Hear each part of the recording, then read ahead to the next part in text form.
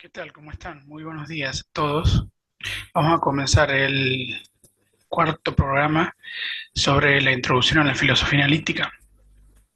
Repasemos lo que estamos viendo en los primeros dos programas. Vimos el programa semántico de Frege y en el programa anterior estuvimos viendo la primera de los videos dedicados a Bertrand Russell, que tenía que ver con el programa logicista, la paradoja de Russell y su teoría de tipos. Lo que vamos a ver el día de hoy tiene relación con la semántica y vamos a ver su teoría de las descripciones. Esta teoría de las descripciones Russell la plantea en 1905 en un artículo que mandó a la revista Mind, que se llamó On Denoting, o sea, sobre la denotación. En ese artículo de 1905, que es un artículo bastante estudiado y un artículo muy importante para la filosofía del lenguaje, allí Russell lo que discute es cuál es el tratamiento que se le deberían dar a las descripciones definidas. Entonces, sabiendo eso, vamos a comenzar a hacer el análisis. Hemos visto en clases anteriores el tratamiento que ha hecho Frege sobre el concepto de nombre. Para Frege, el nombre es todo aquello que denota a un objeto particular o un objeto específico y que puede estar definido en dos estructuras. Una puede ser el nombre propio, algo como Nicolás Pérez, como Venus, y la otra estructura son las descripciones definidas, o sea, aquellas descripciones que comienzan con la palabra él, con, digamos, la palabra la o las o los, y seleccionan a un individuo. Por ejemplo, el lucero de la mañana, por ejemplo, el quinto hijo de fulano o el actual presidente de Argentina. Esas descripciones definidas eran para para Frege, eran nombres y por lo tanto podían ser utilizadas como funciones de nombres en cualquier frase. Sin embargo, para Russell eh, no son nombres las descripciones definidas. En el artículo Russell comienza diciendo que él considera una frase denotativa a las descripciones definidas y a las descripciones indefinidas. Por ejemplo, las descripciones definidas serían, como dije, el quinto hijo de fulano. En cambio, las descripciones indefinidas son aquellas que contienen el artículo un. Por ejemplo, un hijo de fulano o un planeta del sistema solar. Entonces, cuando agregamos este artículo un, estamos seleccionando a un objeto, pero esa selección es ambigua, o sea, está seleccionando dentro de un conjunto de un universo de discurso, digamos, a los objetos, por ejemplo, los planetas del sistema solar, pero no sabemos a cuál planeta exactamente nos referimos cuando decimos un planeta del sistema solar. Entonces, ese tipo de estructuras del lenguaje se llaman descripciones indefinidas. Para Russell, entonces, las frases denotativas son el conjunto de las descripciones definidas y las descripciones indefinidas. Lo que le interesa a Russell al escribir el artículo es tratar de analizar qué pasa con este tipo de frases denotativas, ya que contienen muchos problemas. Los problemas de las frases denotativas es que a veces no denotan nada, o sea, no seleccionan ningún individuo. Entonces, al no seleccionar ningún individuo, ocasionan un problema, ya que pierden, digamos, la función de ser una frase denotativa, ya que no denota. El ejemplo más clásico es el actual rey de Francia. Cuando yo digo el actual rey de Francia, lo que podemos suponer es que esa frase denotativa no está refiriéndose a nada, porque no hay un actual rey de Francia, ya que Francia no tiene rey. Entonces, ¿qué sentido tiene decir que la frase definida, el actual rey de Francia, es una frase denotativa si no denota nada? Justamente por eso es que Russell escribe el artículo. Lo que va a intentar hacer Russell con este tipo de descripciones definidas es mostrar que no tienen significado en sí mismo, ese sería uno de los puntos. El segundo punto es que no denotan a nada, no solamente la actual referencia, sino ninguna frase denotativa. Y por lo tanto, lo que hay que hacer es tratar de reducir este tipo de frases a otro tratamiento, digamos, otro tipo de expresiones que muestren que esas descripciones definidas no tienen sentido, o sea, no tienen sentido propio, digamos, sino que forman parte dentro de un enunciado, es solamente una parte y forman, digamos, el enunciado entero, y el enunciado entero sí es el que tiene sentido y el que tiene denotación. Entonces, lo que hay que hacer es tratar de eliminar las frases denotativas, y para eso Russell va a utilizar distintas estrategias. Para seguir con el análisis vamos a mirar algunos ejemplos. Por ejemplo, cuando alguien dice me encontré con un hombre, esa frase en donde aparece la palabra un hombre, ahí la palabra un hombre es una frase denotativa, pero lo que se llama una descripción indefinida. Ahora, ¿qué se quiere decir realmente cuando alguien dice me encontré con un hombre? Entonces la frase aparente sería la que estamos diciendo, me encontré con un hombre. Sin embargo, podemos seguir traduciendo esa frase en otras que se acercan un poquito más a la verdad lógica de la frase. Por ejemplo, cuando me encontré un hombre se podría traducir como me encontré con algún hombre. O existe algún hombre y ese se encuentra conmigo o se encuentra conmigo. En lógica cuantificacional, este tipo de frases se pueden simbolizar con este tipo de fórmula, ¿no? Que sería, existe un X tal que H de X y E de X. O sea, existe un X tal que X es un hombre y X se encuentra conmigo.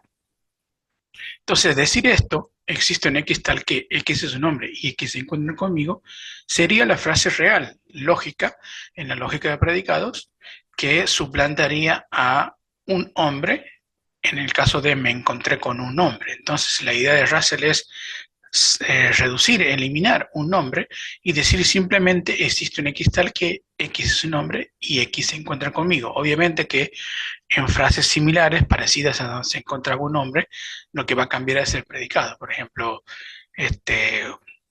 vino a casa a comer un hombre. Bueno, ahí ya no estaremos hablando de encuentro, sino de comer y de venir a casa. Lo mismo podríamos tratar a las frases como todos los hombres son mortales. Aquí todos los hombres sería la descripción indefinida. En este caso estaría, digamos, refiriéndose a un conjunto total, y ese conjunto total sería el conjunto de los hombres. Y estaría predicándose que son mortales. Así dicha, entonces, podemos traducirla en un lenguaje un poco más lógico, en el lógico de predicados, y esto sonaría como, si algo es hombre, entonces es mortal. Si algo es hombre, entonces es mortal, que es lo mismo que decir X es hombre y X es mortal, pero con un cuantificador. Por ejemplo, decir, para todo X, si X es H, entonces X es M. En donde se diría, digamos, con el ejemplo, para todo X, si X es hombre, entonces X es mortal. De este modo, entonces, el primer tratamiento consistiría en simplemente pasar todas las frases que dicen un hombre a algún hombre y por lo tanto tratarlas como dentro de la lógica de predicado de primer orden para cuantificadores existenciales. Y la otra sería, en las frases que dicen todo hombre, hacer el mismo tratamiento pero con un cuantificador de tipo universal. Lo mismo, por supuesto, para nadie, que sería volver a tratarlo como un cuantificador universal, y algún X no es lo que sea, hombre, alto, bajo, con el mismo cuantificador existencial. Ahora, ¿qué pasa con las frases que son, digamos, que contienen descripciones definidas? Recordemos, las descripciones definidas son aquellas que comienzan con el, la, las, los. Por ejemplo, si yo digo Borges es argentino, yo puedo utilizar en lugar de Borges la frase definida el autor de ficciones. Entonces digo, por ejemplo, el autor de ficciones es argentino.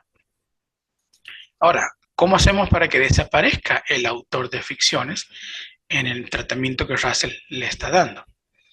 Bueno, lo primero que tenemos que saber es lo siguiente, que en lógica de predicados, la frase Borges es argentino simplemente se simboliza como FDA. O sea, simplemente la F es el predicado, que es ser argentino, y la A es la constante de individuo.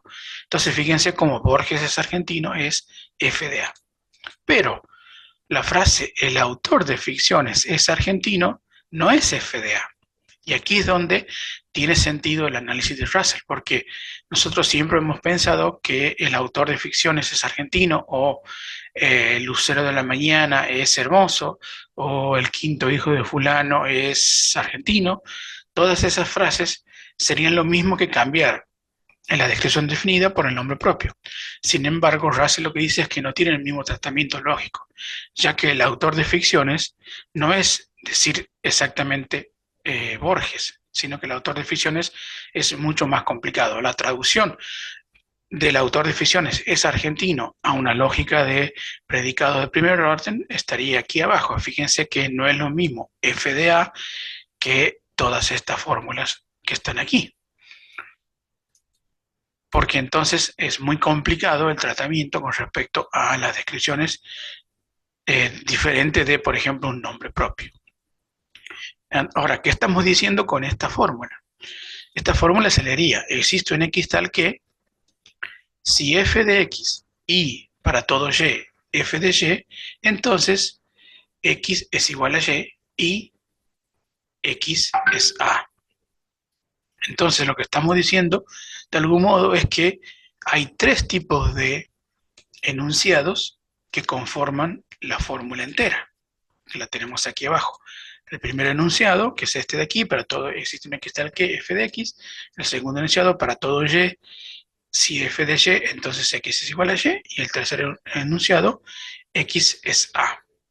Entonces, lo que diríamos en lenguaje normal sería, existe uno y solo uno, que es el autor de ficciones. Y este autor de ficciones es argentino. Entonces lo que estamos viendo es que las descripciones definidas, como el autor de ficciones o como el actual rey de Francia, no es una sola oración, no es una sola proposición o no es un solo enunciado, sino que son tres enunciados unidos por una conjunción. El enunciado primero dice existe al menos un autor de ficciones, y el segundo sería existe a lo sumo un autor de ficciones, y el tercero diría ese que es el autor de ficciones es argentino. Entonces, fijémonos que no es simple como decir Borges es argentino, sino que el autor de ficciones, al ser una descripción definida, de algún modo está revelando que son tres proposiciones o tres enunciados con una conjunción. Y lo mismo diríamos del actual rey de Francia. El actual rey de Francia es calvo. Ese tipo de oración nosotros no podemos decir que sea ni verdadera ni falsa. ¿Por qué? Porque si decimos que es falsa, entonces quiere decir que el actual rey de Francia no es calvo, es verdadera. Pero el actual rey de Francia que no es calvo tampoco es verdadera. ¿Por qué? Y porque no existe ningún rey de Francia. Por lo tanto, parece ser ni verdadera ni falsa. Lo que dice Russell es que en realidad debemos aplicarle el tratamiento que venimos haciendo para las descripciones definidas, que es pensar que no es un solo enunciado, sino que son tres enunciados que dice existe al menos un actual rey de Francia, existe a lo sumo un actual rey de Francia, y sea lo que fuere, el actual rey de Francia es calvo. En lógica sabemos que si una conjunción tiene por lo menos una de los enunciados que es falso, la conjunción es falsa. Entonces, como sabemos esto, al decir en la primera de ellas que existe al menos un rey de Francia, sabemos que no existe al menos un rey de Francia porque no hay reyes en Francia. Por lo tanto, ese enunciado ya es falso. Y si ese enunciado ya es falso, la conjunción toda es falsa. Y por lo tanto, y entonces el actual rey de Francia es calvo, también es falsa. Porque, como dijimos, ya contiene al menos un enunciado que es falso y la conjunción de ella es falsa. Entonces la frase "el actual rey de Francia es calvo" es falsa para Russell.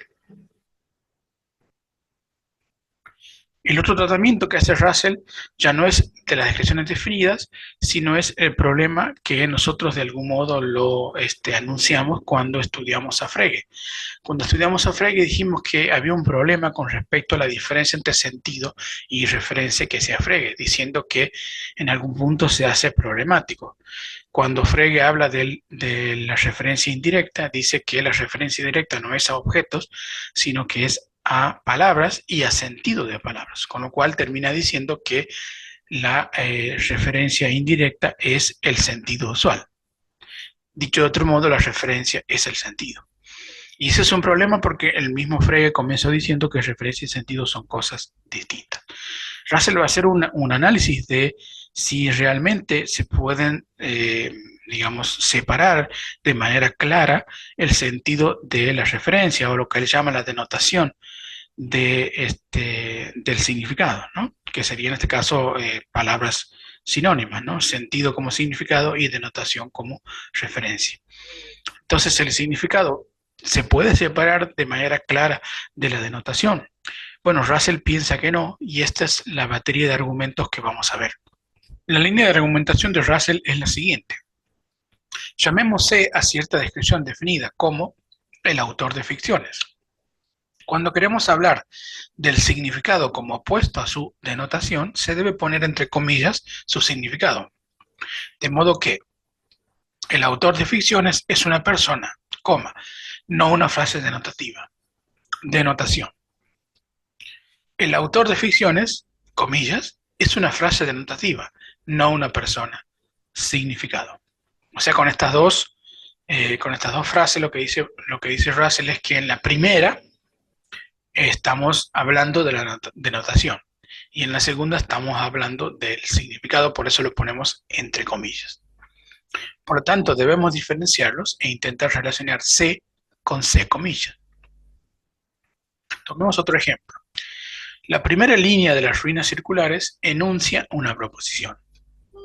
Denotación. La primera línea de las ruinas circulares, fíjense que está entre comillas, no enuncia una proposición. Significado. ¿Por qué dice que no enuncia una proposición? Porque estoy hablando de la primera línea de las ruinas circulares, entre comillas, o sea, del significado de la primera línea de las ruinas circulares. Y digo de esta que no enuncia una proposición. ¿Por qué? Y porque la primera línea de las ruinas circulares no es una proposición, sino es una descripción definida. Si hablamos del significado de C, entonces lo que verdaderamente obtenemos es el significado de la primera línea de las ruinas circulares, que es lo que estamos poniendo aquí arriba. Y así nos estamos refiriendo al significado de su denotación. O sea, el significado de nadie lo vio desembarcar en la unánime noche, que es justamente la primera de las oraciones con las cuales comienza el cuento de Borges, Las ruinas circulares. Pero alguno me dirá, yo no quiero hablar de ese significado, sino del significado de la primera línea de las ruinas circulares. Es decir, del significado o del significado de C, comillas. Lo que estamos tratando de decir aquí es que yo cuando digo el significado de C, me estoy refiriendo al significado de la primera línea de las ruinas circulares, porque eso es lo que estoy hablando cuando hablo de C. La primera línea, ¿qué es C? La primera línea de las ruinas circulares. Entonces, si yo digo el significado de C, es el significado de la primera línea de las ruinas circulares. Pero, la primera línea de las ruinas circulares, ¿cuál es? Bueno, es nadie lo vio desembarcar en la unánima noche, porque esa es justamente la primera línea del cuento de Borges, Las ruinas circulares. Entonces, cuando alguien me dice el significado de C, estoy hablando del significado de la primera línea de las ruinas circulares, o estoy hablando del significado de la denotación, o sea, del significado de nadie lo vio desembarcar en la unánime noche, porque no pueden ser lo mismo uno que otro. Lo que quiere demostrar Russell es que no está claro cuando yo digo el significado de C a cuál me refiero, si me refiero al significado de la primera línea de las líneas circulares o me refiero al significado de nadie lo vio desembarcar en la unánime noche. Entonces, ¿me refiero al significado del significado o me refiero al significado de la denotación? Lo mismo ocurre con la denotación. Si hablamos de la denotación de C, entonces uno entiende que queremos hablar de la denotación del significado. Bien, y así obtenemos la denotación de la primera línea de las líneas circulares. Pero alguien me dirá que no quería hablar de la denotación del significado, sino de la denotación de la denotación, o sea, de la denotación de C, es decir, de la denotación de nadie lo vio desembarcar en la unánime noche. Y otra vez salta a la vista que no podemos darnos a entender correctamente sobre lo que queremos hablar. Entonces, lo que está mostrando Russell con este tipo de argumentos, que yo lo ayorné con los cuentos de Borges, es que si yo digo vamos a hablar de la denotación de C, podemos hablar de dos cosas distintas. Podemos hablar de la denotación del significado, o sea, de la denotación de la primera línea de las líneas circulares, o puedo hablar de la denotación de o sea, la denotación de nadie lo vio desembarcar en la unánime noche, ya que la primera línea de las líneas circulares denota a nadie lo vio desembarcar en la unánime noche. Entonces, otra vez, como se dan cuenta, es muy confuso saber de cuál estoy hablando, si del significado o de la denotación. Entonces, justamente esto es lo que quería mostrar Russell, que el significado y la denotación a veces es confuso de entender y en algunos contextos parece ser lo mismo o parece no darse a entender correctamente cuando uno habla de uno o cuando uno habla del otro. El tercer punto que me gustaría resaltar tiene que ver con la diferencia entre nombre y descripción definida.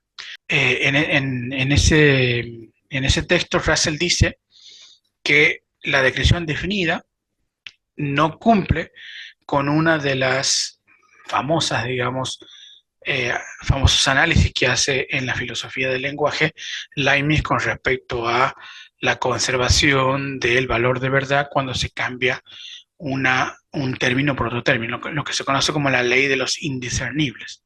La ley de los indiscernibles dice que si yo cambio un término por otro, del mismo tipo, digamos, entonces si digamos, el enunciado no sigue teniendo el mismo valor de verdad, si es verdadero y si es falso, entonces esos dos términos que yo he intercambiado son iguales.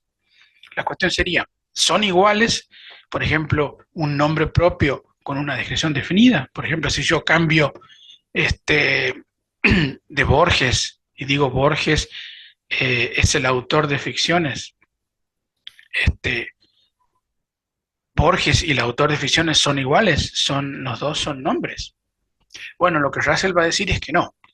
¿Por qué? Porque si yo cambiase el autor de ficciones por Borges, en cualquiera de las frases o en todas las frases en donde aparece el nombre Borges, dice Russell, en alguna de ellas no significaría lo mismo. Él utiliza un ejemplo distinto. Él utiliza, por ejemplo, el autor de Waverley. El autor de Waverley es Sir Walter Scott, ¿no? otro escritor. Entonces, él arma el siguiente razonamiento. Según Leibniz, si A es idéntica a B, lo que sea verdadera para una, lo será para la otra. Y cualquiera puede ser sustituida por otra en cualquier proposición sin alterar su valor de verdad, que es lo que dijimos anteriormente. La solución de Frege consiste en afirmar que A es igual a B es una identidad de nombres con distinto sentido, pero igual referencia. Si analizamos la siguiente frase, George IV deseaba saber si Scott fue el autor de Waverley, encontramos que según Frege, Scott y el autor de Waverley son ambos nombres que refieren al mismo objeto. Por lo tanto, al ser idénticos pueden intercambiarse, sin alterar el valor de verdad. Si lo intentamos, tenemos entonces que George IV deseaba saber si Scott era Scott. E inmediatamente vemos que hay una propiedad que tiene Scott fue el autor de Waverley que no tiene Scott es Scott, ya que lo que quería saber George era si la frase anterior es cierta, ya que ya sabía que Scott era Scott y por lo tanto no son proposiciones idénticas.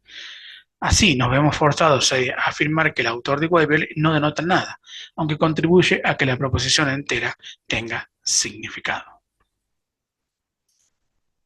O sea, con este análisis lo que Russell está demostrando es que una descripción definida no tiene la misma función que un nombre propio. O sea, no tiene la función de un nombre, ya que en el ejemplo, decir que George IV quería saber si Scott era el autor de Waverley, si yo cambio en lugar de el autor de Waverley pongo a Scott, la frase tiene que ser idéntica que la anterior. Y sin embargo, vemos que no es idéntica, ya que decir George IV quiso saber si Scott era Scott es absurdo, ya que ya lo sabía. Sabe que Scott es Scott. Lo que no sabe George IV es si Scott es el autor de Waverley. Con lo cual, la frase es distinta de la frase anterior. Con lo cual, los nombres y las descripciones definidas no pueden ser estructuras idénticas, digamos. Con lo cual termina diciendo Russell que las descripciones definidas no son nombres. Bien, entonces, con este tercer análisis, quiero dar por terminado la clase. Obviamente que el artículo contiene una serie de análisis distintas y yo la adapté, digamos, para que sea un poco más sencillo. Les digo desde ya que el artículo es muy difícil de leer. Si ustedes intentan leerlo, se van a dar cuenta, y es muy difícil de entender todo lo que Russell está diciendo allí, ¿no? Sin hacer un análisis muy minucioso de lo que está afirmando. Pero bueno, algo podemos sacar en limpio, y lo que sacamos en limpio, lo más importante creo yo del artículo, está en este video. Bien, el video que viene vamos a tocar la teoría del nombre en Russell, o sea, vamos a ver qué es un nombre para Russell y vamos a repasar cómo ha sido la evolución de ese pensamiento a lo largo de sus años. Así que por hoy nos despedimos y nos estamos viendo la próxima vez. Gracias por quedarse y nos vemos.